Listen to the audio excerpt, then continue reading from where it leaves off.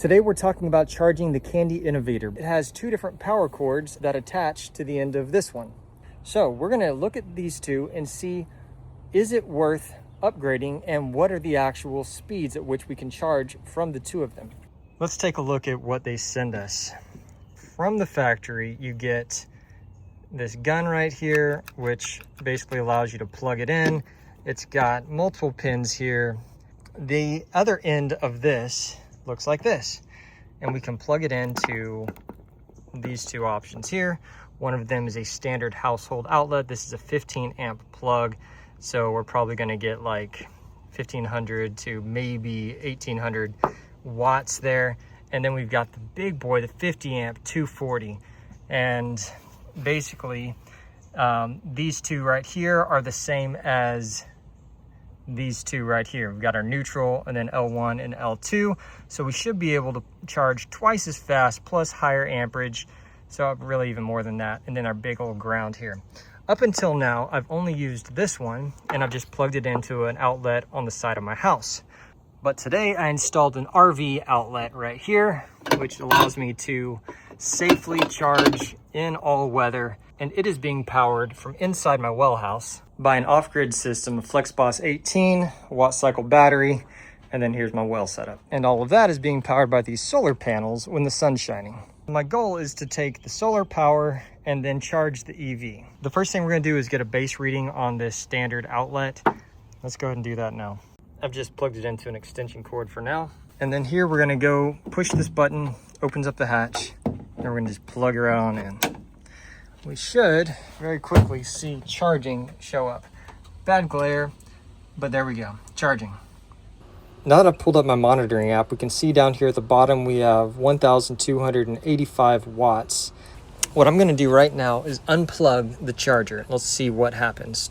And there we go. Now we're seeing 131 watts. So just shy of 1,200 watts. In fact, I'm gonna spin it around here. The glare is bad, but if we look here, we can see we're going at 12 amps and the voltage is 79.2. 79.2 times 12.3 equals 974 watts. So less than 1,000 watts. So if we're gonna double that, going from 120 volts to 240 volts, we should double our charging output, or charging capabilities rather. So let's go ahead and swap this out and see. Push down on this guy and pull it out.